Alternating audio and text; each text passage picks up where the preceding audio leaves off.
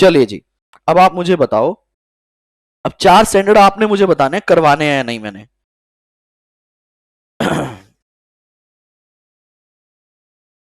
Number 1, S A number 230 audit documentation. हाँ, करवा दूं यार, ये स्टैंडर्ड भी अगर करवाओगे ना तो मजा नहीं आएगा मुझे, क्योंकि इतने बेसिक स्टैंडर्ड है। ऑडिट डॉक्यूमेंटेशन क्यों करना है, क्योंकि उसी के बेस पे तो ओपिनियन दूंगा, उसी के भाई लीगल रिक्वायरमेंट है। हाँ, ये आपके कुछ एमसीक्यूज हैं कि आपको जो ऑडिट डॉक्यूमेंटेशन है वो 7 साल के लिए संभाल के रखनी है।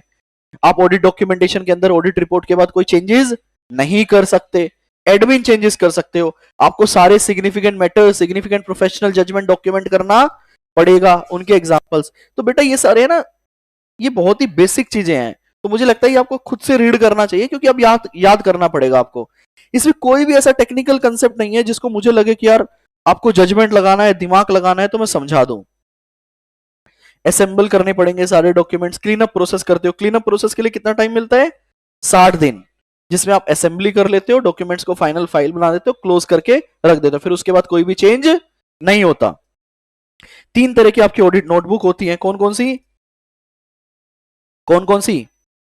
अच्छा, एक ये कंसेप्ट इंपॉर्टेंट है, कंप्लीशन मेमोरेंडम और ऑडिट डॉक्यूमेंटेशन समरी। जितना भी हमारा काम होता है ना, हम उसकी एक समरी बना देते हैं ताकि पार्टनर को रिव्यू करवा सकें, उसके अंदर सारी सिग्निफिकेंट बातें रहती हैं। वर्क पेपर की ओनरशिप किसके पास होती है? क्या दूसरों को दिखा सकता है? क्लाइंट नहीं। हाँ क्यों बोल रहे हो? नहीं दिखा सकता, उसकी प्रॉपर्टी है, कॉन्फिडेंशियलिटी मेंटेन करनी है। क्लाइंट को दिखा सकता है? टेक्निकली नहीं, बट चाहे तो दिखा सकता है। बट एक चीज ध्यान रखना, कोई भी ऑडिट प्रोसीजर कॉम्प्रोमाइज नहीं होना चाहिए। 3 तरह की फाइल बनती है, permanent file, current file, audit notebook. ये समझा देता हूं। परमानेंट फाइल क्या होती है भाई? जब भी हम ऑडिट करते हैं तो डॉक्यूमेंटेशन संभाल के रखनी पड़ेगी ना। तो मैंने आप लोगों को रियल लाइफ भी समझा रखा है, अब मैं थ्योरी लाइफ समझा रहा हूं सिर्फ। तो 3 फाइल बनाता है ऑडिटर। जैसे कि मान लो मैंने ऑडिट इस साल स्टार्ट किया, पिछले साल स्टार्ट किया था, रिलायंस का ऑडिट स्टार्ट किया हमने। रिलायंस की हमने पॉलिसीज ले ली, मैनुअल्स ले लिए, एसओपीज ले लिए, कस्टमर्स के साथ एग्रीमेंट्स ले लिए, बहुत कुछ ले लिया हमने। आप एमओए, एओए और भी फलाफला बहुत सारे पॉइंट ऐड कर सकते हो। वो हमने सारे फर्स्ट ईयर में ले लिए। ऑडिट खत्म हो गया, अगले साल फिर गया मैं ऑडिट करने। अब आप क्लाइंट को जाकर कहते हो एग्रीमेंट दे दो, एमओए दे दो, एओए दे दो, ये दे दो, क्लाइंट छपाट नहीं लगा देगा आपको। इस साले पिछले साल दिए तो थे, सारी एसओपी दी थी, सारे हम हर साल बदल थोड़ी ना रहे हैं बैठ के, हाँ या ना? तो आपको नहीं लगता ऑडिटर को एक अपनी ऐसी फाइल बनानी चाहिए जिसमें वो इन परमानेंट नेचर के रिकॉर्ड्स को रखे, ताकि क्लाइंट से बार बार ना मांगने पड़े, वो पिटेगा अदरवाइज। जब कोई चेंज आए, चेंज अपडेट करके लगा दो बस। हर साल ऑडिट मैंने किया, ऑडिट रिपोर्ट तो एक ही बनती है ना 1 साल की, हर साल की ऑडिट रिपोर्ट करंट फाइल में भी लगा लो और परमानेंट में भी लगा लो। तो परमानेंट फाइल समझ आई, जिसे मैं ऐसे डॉक्यूमेंटेशन लगाता हूं जिनको मैं फ्यूचर में रेफर करता हूं और जिनके अंदर ज्यादा चेंजेस नहीं आते हैं तो अपडेट। करंट फाइल मतलब करंट ईयर का प्रिलिमिनरी एंगेजमेंट से लेके रिपोर्टिंग तक सारा डॉक्यूमेंटेशन का आएगा करंट में। इवन करंट का कुछ जा सकता है कहां पे? परमानेंट में जा सकता है ना, जो मैं अगले साल रेफर करूंगा। तो ये 2 तरह की फाइल होती है, परमानेंट ऑडिट फाइल और करंट ऑडिट फाइल। दोनों के एग्जांपल दे रखे हैं। क्या ये ऑडिटर के लिए एक ऑडिट एविडेंस है? फ्यूचर में अगर कोई इन्वेस्टिगेशन आ जाए, पीयर रिव्यू आ जाए, क्वालिटी रिव्यू आ जाए, है ना, वहां पे प्रूव कर सकता है। एक होती है audit notebook, it's a kind of notebook only, जो मैं हमेशा अपने साथ कैरी करता हूं, जिसमें मैं अपनी डेली एक्टिविटी लिख लेता हूं, ऑब्जर्वेशन लिख लेता हूं, क्लाइंट से क्या फॉलो अप करना है वो सब मैं लिखता हुआ चलता हूं। तो क्या ये भी मेरा डॉक्यूमेंटेशन का पार्ट है? यस। आखिरी में हम क्या करते हैं, इसको भी स्कैन करते हैं और करंट ऑडिट फाइल के अंदर डाल देते हैं। समझ आया जी? 3 तरह की फाइल होती है, डिटेल वीडियो देखना चाहो देख लेना। एविडेंसेस, क्लाइंट से जो भी हम इंफॉर्मेशन कलेक्ट करते हैं, आइदर इन रिटर्न फॉर्म और in verbal form, are the evidences. इसका चार्ट बहुत अच्छा है शायद।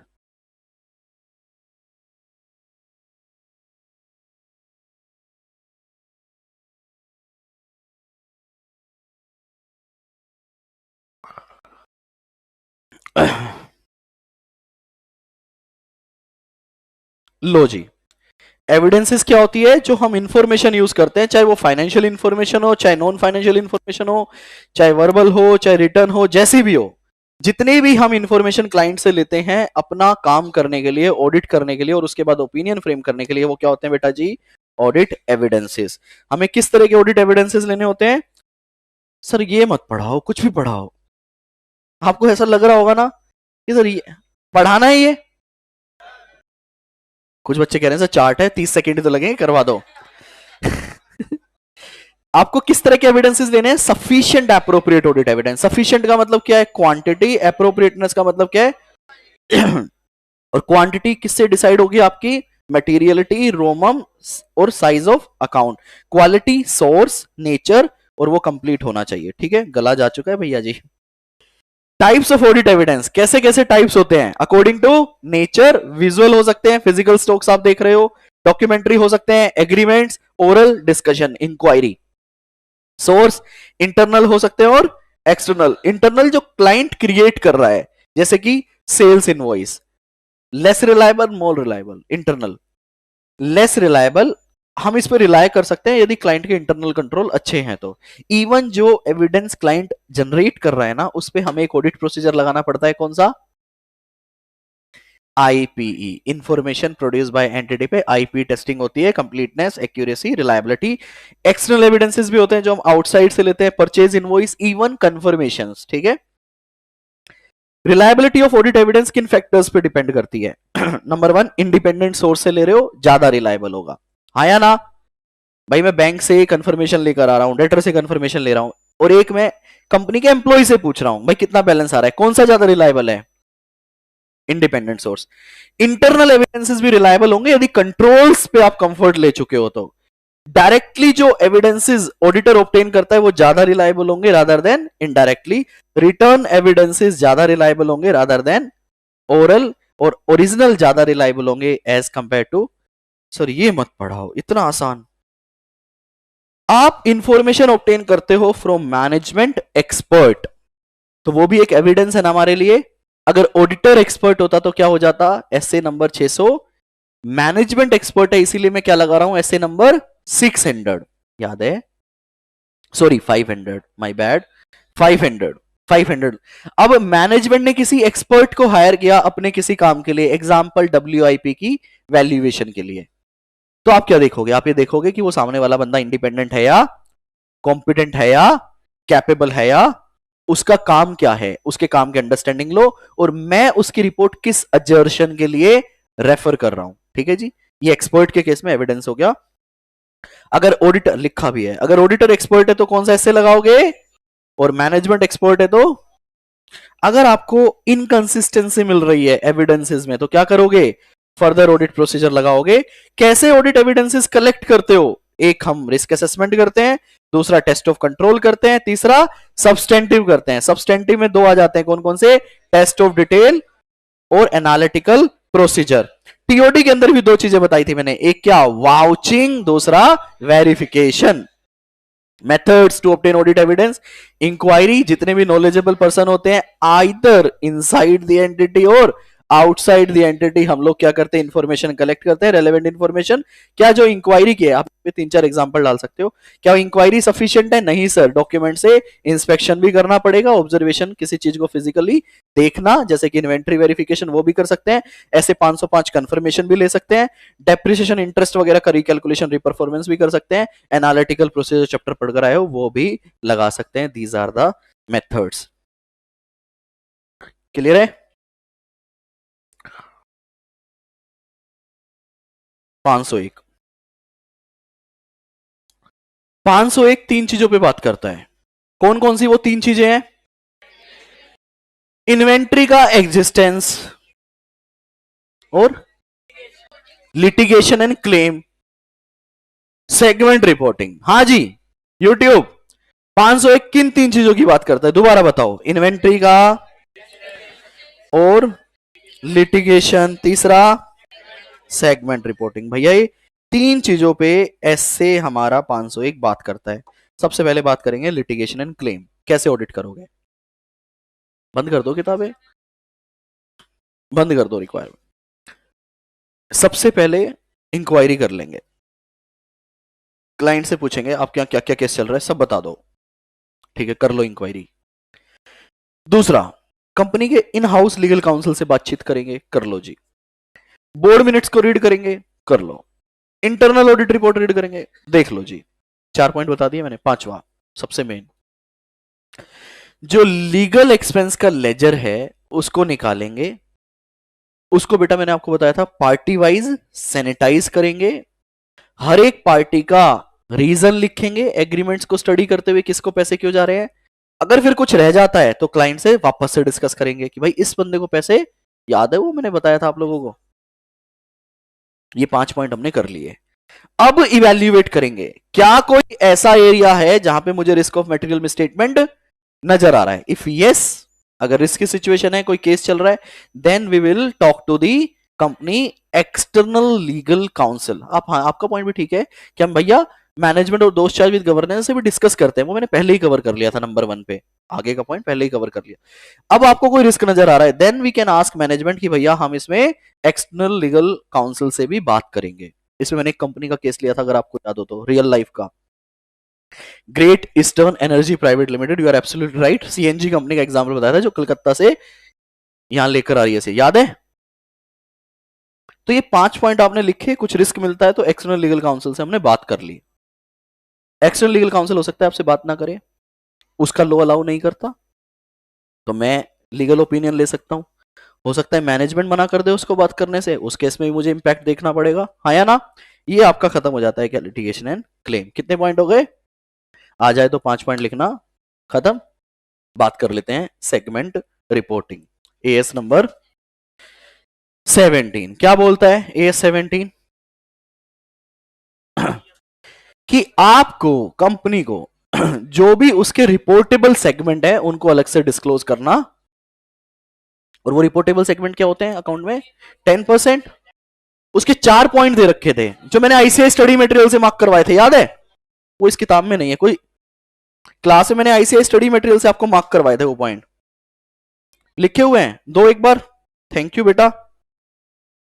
सेगमेंट रिपोर्टिंग, आपको मैनेजमेंट को देखना होता है कि मैनेजमेंट किस बेसिस पे डिस्क्लोज कर रही है, क्या क्या फैक्टर हो सकते हैं, बताओ क्या क्या फैक्टर हो सकते हैं, आप थोड़ा सोचकर बताओ क्या क्या फैक्टर हो सकते हैं। रिवेन्यू, बिल्कुल ठीक।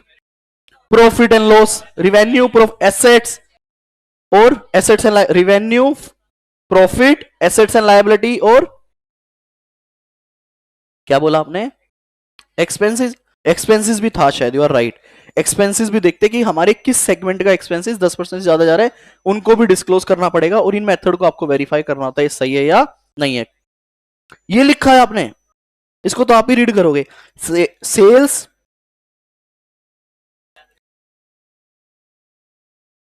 सेल्स, एसेट, प्रीवियस ईयर से कंसिस्टेंसी आपने लिखी है बेटा, धन्यवाद। अच्छा लिखा है, छोटा लिखा है, स्पेस कम है ना, हमारी कमी है, बुक में स्पेस ही नहीं है। समझ आया जी। तो ये हमें सेगमेंट रिपोर्टिंग में देखना है। अब बात कर लेते हैं इन्वेंट्री का एग्जिस्टेंस। इन्वेंट्री एग्जिस्ट करती है, इसके लिए आपको क्या देखना पड़ेगा, फिजिकल वेरिफिकेशन। याद है पिक्चर पूरी जो मैंने करके दिखाई थी। हम क्या करते हैं, क्लाइंट को फोन करते हैं कि बाबू मैं आ रहा हूं 31 मार्च को, बहुत सारी लोकेशन पे स्टॉक हो सकता है, सब लोकेशन पे जाओगे क्या ना, मटेरियल लोकेशंस पे जाएंगे, सैंपल निकालने पड़ेंगे, उस लोकेशन पे गए, उस लोकेशन की इन्वेंट्री निकाली, सैंपल निकाल लिए। अब क्लाइंट को भी 31 मार्च को फिजिकल वेरिफिकेशन करना पड़ता है। क्लाइंट कहेगा कपिल जी हमारी तो रिस्पॉन्सिबिलिटी है ही करने की, एक काम करो, हम लोग जब करेंगे ना फिजिकल वेरिफिकेशन, आप भी आके हमारे साथ क्या कर लो, पार्टिसिपेट कर लो। भाई हमको तो पूरा देखना है, आपको सैंपल बेसिस पे देखना है। हम क्या करेंगे, हमारी टीम को बोल देंगे पहले ऑडिटर के सैंपल वेरीफाई करवा दो, बाद में हम अपना करते रहेंगे। तो मैंने यहाँ पे आपको कुछ पॉइंट्स बताए थे कि मैनेजमेंट का प्रोसेस समझो, इंटरनल कंट्रोल समझो, जाके पार्टिसिपेट करो, ऑब्जर्व करो, खुद कुछ टेस्ट काउंट कर लेना, रिजल्ट देख लेना। ये सारी कुछ बेसिक बातें आपने 6-7 पॉइंट देखे थे, यस और नो। फिर कुछ केस स्टडीज आ गई थी कि भैया अगर आप 31 मार्च को फिजिकल वेरिफिकेशन करने नहीं जा पा रहे हो किसी भी रीजन से, तो क्या करोगे। हमने कहा किसी दूसरे दिन चले जाएंगे, और उसके बाद जो बैलेंस पीरियड है उसका रिकंसिलेशन कर लेंगे, यस और नो, इंटरवीनिंग पीरियड ट्रांजेक्शन को चेक कर लेंगे। मैंने कहा ठीक है, बहुत अच्छी बात है। आपने कहा मैं जा ही नहीं सकता। अगर मैं नहीं, अभी थर्ड पार्टी पे आएंगे। अगर मैं जा ही नहीं सकता तो इम्प्रैक्टिकल है। अब बताओ कौन बताएगा? अरे मैं कह रहा हूं हम नहीं जा सकते तो दूसरा कैसे जाएगा? पाकिस्तान पे है माल हमारा। क्या कह रहे हो? हाथ उठा के बताएंगे कौन बताएगा। लाइव वालों आप भी बताओ। हाँ जी हाँ। यस है। वो ठीक है, आपने प्रोसीजर बता दिया, इसको बोलते हैं ऑल्टरनेट ऑडिट प्रोसीजर। मैं ऑडिट, आपको पहले एक टेक्निकल लाइन यूज करनी है कि now auditor will apply alternate other audit procedure, क्योंकि पहला ऑडिट प्रोसीजर आपका नहीं लग सकता। अब आपको बताना है कि क्या क्या अदर ऑडिट प्रोसीजर हो सकते हैं। आप बोलोगे सर डिस्पैच के पेपर्स देख लो, रिसीविंग के पेपर देख लो, हो सकता है आप तो 31 मार्च की बात कर रहे हो, अप्रैल में करोगे ऑडिट, हो सकता है सब्सिक्वेंटली माल बिक जाए, रिसीविंग देख लो। बहुत सारे आप सब्सिक्वेंट या अदर ऑडिट प्रोसीजर बता सकते हो, आपकी किताब नहीं बताती है।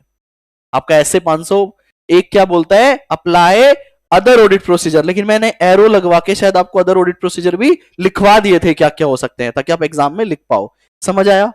दो सिचुएशन ले ली, 31 मार्च को नहीं जा पाए, दूसरी डेट चले जाओ, नहीं जा सकते तो अदर ऑडिट प्रोसीजर लगा लो। एक और सिचुएशन, इन्वेंट्री कहीं अलग जगह पे रखी हुई है, किसी और के पास है, बैंक को गारंटी दे रखी है सीसी में फिजिकल, कंसाइनर के पास है मेरा इन्वेंट्री, तो ये ऑलरेडी डिस्कस कर चुका है, तो खुद चले जाओ या किसी को भेज दो या कंफर्मेशन ले लो या सर्विस ऑडिटर की रिपोर्ट। यहां पे ऐसे 501 खत्म। मजा आया? अब आता है ऐसे number 505 external confirmation. External confirmation का मतलब यह है कि आप एग्जिस्टेंस कंफर्म करना चाह रहे हो, किस किस का। एक्सटर्नल कंफर्मेशन में किस किस से ले सकता हूं कि क्या तुम मुझसे प्यार करती हो, चिट्ठी डाल दी आपने, रिप्लाई तभी करना जब डिसएग्री करती हो, अदरवाइज मैं मान लूंगा तुम प्यार करती हो। ये कौन सा है? Negative confirmation. कौन सी कंफर्मेशन है ये? Negative confirmation. यूज करोगे कभी रियल लाइफ में? ना बाबा ना, ना बाबा ना। तो एक्सटर्नल कंफर्मेशन होता है कि सामने वाले को चिट्ठी लिखकर पूछना कि जो क्लाइंट प्लेस पे आपके बैलेंसेस आ रहे हैं वो सही है या। चिट्ठी किस किस को लिखी जा सकती है? डेटर्स को। क्या कंफर्म करने के लिए? 31 मार्च का बैलेंस या कोई ट्रांजैक्शन या एग्रीमेंट। और क्रेडिटर को क्या कंफर्म करने के लिए? यही तीनों चीज। और बैंकर को उसकी एफडी के लिए, उसके लोन्स के लिए, उसके करंट अकाउंट के लिए, बाकी सारी चीजों के लिए लिखी जा सकती है। और लीगल लॉयर को, एक्सटर्नल लीगल काउंसिल को, भैया जो केस चल रहे हैं इसके अंदर क्या होगा, क्या लग रहा है आपको, डिसीजन किसके फेवर में आएगा, प्रोविजन बनना चाहिए। तो याद करो, मैंने ग्रेट ईस्टर्न को तो ऐसे कर दिया, कोई मैनेजमेंट का बंदा देखेगा कपिल पागल हो गया है, कंपनी को पब्लिकली बोल रहा है। ग्रेट ईस्टर्न का केस याद है बेटा? 1000 केस देखे थे हम लोगों ने। तो आपको एक्सटर्नल लीगल काउंसिल से भी बात करनी पड़ती है। वो काली रातें मैं कैसे भूल सकता हूं। या समझ आया? कंफर्मेशन को मैं अलग अलग, आपके पेपर में एक क्वेश्चन आता है, फेवरेट क्वेश्चन है, बच्चे पता नहीं क्यों नहीं लिखते, कि एक्सटर्नल कंफर्मेशन को बैलेंसेस के लिए यूज किया जाता है, बताओ और किस काम के लिए यूज कर सकते हैं। बच्चा कहता है और किस काम के लिए करते थे? किसी के लिए नहीं। Balance, transaction, agreement, side agreement, बहुत सारे लीगल लॉयर्स, अब बहुत सारे पॉइंट लिख सकते हो। ठीक है, तो ये हो गया एक्सटर्नल कंफर्मेशन का पर्पस। फिर आपके मन में आता है, तुमने पूछा था शायद कुशल, सर ईमेल क्यों नहीं कर रहे, ये पैसा क्यों खराब कर रहे हो, आता है मन में। तो भैया ईमेल में फ्रॉड होने के चांसेस, जैसे आप फेक आईडी बना के इंस्टाग्राम फेसबुक पे दूसरों को चोमू बनाते हो, सेम उसी तरह से क्लाइंट भी फेक आईडीज बना के आपको चोमू। इसे मैंने आपको एक फ्रॉड का भी एग्जांपल दिया था रियल लाइफ का, याद करो, वो लिलीपुट वाला, याद है? याद है आप लोगों को? भूल गया सर मैं तो, आपने हजारों कंपनियों के एग्जांपल दिए, गायब। याद है? तो हमने कहा बहुत सारे पर्पस के लिए ये यूज हो जाता है। दो तरह की कंफर्मेशन होती है, दिल में छुरा डाल के पढ़ो। एक कौन सा? पॉजिटिव कंफर्मेशन, एक होता है नेगेटिव कंफर्मेशन। पॉजिटिव कंफर्मेशन सामने वाले को कंफर्मेशन भेजते हैं और उसे हर हाल में आपको रिप्लाई करना है। नेगेटिव हम उसको चिट्ठी भेजते हैं और ये बोलते हैं कि तू रिप्लाई सिर्फ तभी करियो जो डिसएग्री करता है। मैं मान लूंगा कि तुम एग्री करते हो क्योंकि मेरे पास कोई रीजन ही नहीं है ये मानने का कि तुम रिप्लाई नहीं करोगे। अजीब बात नहीं है? वो लाला के पास, कंपनी के पास जब कंफर्मेशन जाती है तो 10 बार क्लाइंट से फोन करवाना पड़ता है, भाई फोन कर, 4 गाली दे और उसको बोल हमें रिप्लाई करे, तब हमारे आपको मैंने बहुत सारी बातें बताई हैं रियल लाइफ की। जब हम चिट्ठी भेजते हैं तो उसके अंदर एक पेड एनवलप भी डाल के भेजते हैं, याद है? क्योंकि हमें पता है सामने वाले को, हमें ऑडिटर चिट्ठी भेज रहा है और ऑडिटर कह रहा है मुझे रिप्लाई करो। वो क्लाइंट है यूएस, वो कह रहा है रिप्लाई करने की कॉस्ट 5,000 है, नहीं करना रिप्लाई। मैं तो 5,000 कस्टमर के साथ डील करता हूं, 5,000 कंपनी के साथ, सबकी कंपनियों के 5,000 ऑडिटर है, 5,000 इंटू 5,000 ऐसे ही कॉस्ट। दारू पियेंगे? हाँ या ना? भाई उड़ाना है तो दारू पे उड़ाएंगे। तो भैया ऑडिटर क्या करता है, उसके साथ कहता है ले नल्ले एक पेड एनवलप ले, हमें पता है तू रिप्लाई नहीं करेगा, तो हम उस लिफाफे के अंदर एक और लिफाफा डालते हैं जो कि ऑलरेडी क्या होता है बेटा, मेरे माई बाप अब तो रिप्लाई कर, हाँ या ना? तो वो रिप्लाई करने की हम उससे गुजारिश कर सकते हैं। पॉजिटिव कंफर्मेशन, नेगेटिव कंफर्मेशन, ठीक है। कंफर्मेशन डिजाइन करते टाइम किन किन चीजों को ध्यान रखोगे, कुछ फालतू के क्वेश्चंस हैं। क्या क्या ध्यान रखोगे? कितना रिस्क है एरिया का, किन पार्टीज को भेजनी है, क्या बैलेंसेस हैं, सामने वाले का एड्रेस ये होना चाहिए, हाँ या ना? सामने वाले को मैटर की नॉलेज होनी चाहिए, मेरा लेआउट किस तरह से रहेगा, क्लाइंट अप्रूव्ड होना चाहिए, मेरा साइन, मैंने आपको कंफर्मेशन दिखाई थी ना, वो गलती से फर्म का नाम भी दिख गया था। तो ये सारी चीजें आपके डिजाइनिंग के अंदर रहेगी। क्लियर है? एक क्वेश्चन आता है आपका जो कि पेपर में भी आ गया, बड़ा बुरा लगता है मेरे को। जुलाई 21 में क्या क्वेश्चन पूछा है कि ऑडिटर नेगेटिव कंफर्मेशन कब यूज करेगा, बताना जरा कब करेगा। हाँ, पढ़ो जरा एक बार इसे।